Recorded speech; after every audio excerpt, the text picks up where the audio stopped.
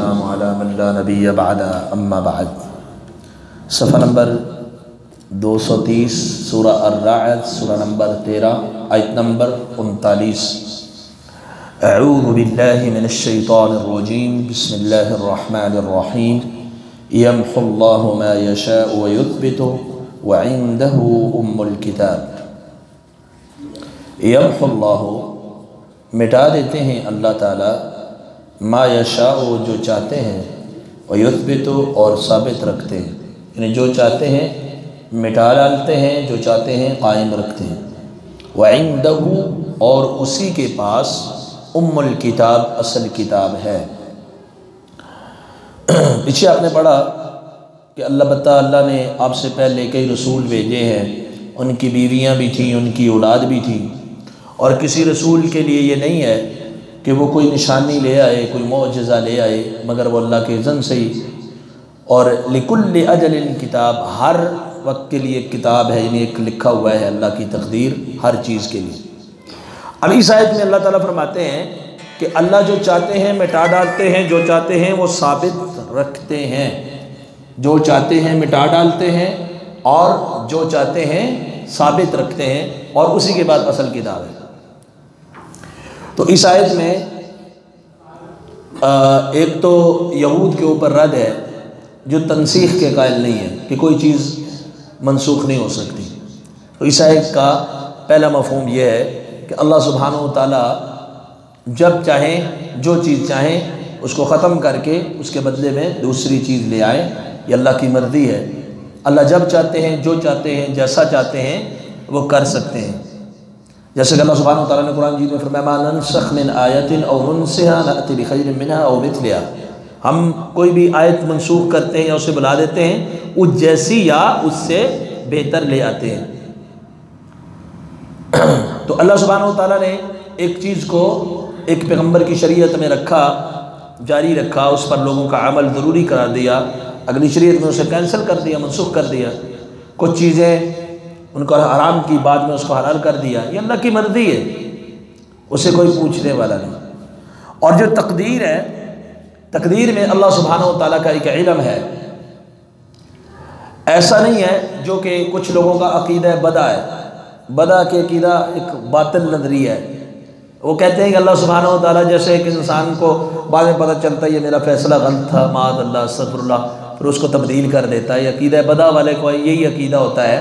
وہ کہتے ہیں اللہ تعالیٰ اپنے معاملے کو جو تبدیل کرتے ہیں، بعد میں جب معلوم پڑتا ہے کہ یہ صحیح ہے تو وہ اس کو ختم کر دیتے ہیں۔ تو ایسا نہیں، اللہ سبحانہ و تعالیٰ کا علم ہر چیز کے اوپر محیط ہے، انہیں معلوم ہے کون سی چیز کب تک کرنی ہے اور کب اس کو کینسل کر دینا ہے۔ یہ بھی اللہ کو پہلے سے معلوم ہے، علم ہے اللہ کا کہ یہ چیز میں نے مٹا دینی ہے، اور پھر اس کے اسباب کے ساتھ اس کو معلق کر دیا اللہ نے۔ جو اللہ کا علم، جو اللہ کا علم تقدیر ہے، اس کے اندر کسی قسم کی کوئی جو ہے وہ غلطی نہیں آ سکتی۔ ہاں یہ بات اشکال پیدا ہو سکتی ہے، جیسے صحیح بخاری کے اندر حدیث ہے قلم خشک ہو چکا، جف القلم، قلم خشک ہو چکا، جو کچھ ملنے والا ہے یا جو حالت آنے والی ہے وہ اب ہو کر رہے گی، وہ اللہ نے پہلے سے ہی لکھ دیا۔ تو تقدیر تبدیل ہوتی ہے کہ نہیں ہوتی؟ اب ترمذی کے اندر حدیث ہے، اللہ کے رسول صلی اللہ علیہ وسلم نے فرمایا لا یرد القضاء الا الدعاء، تقدیر کو دعا بدل دیتی ہے۔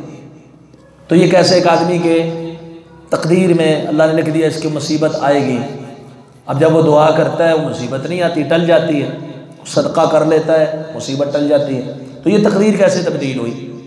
تو یہ بھی اللہ کی تقدیر ہے۔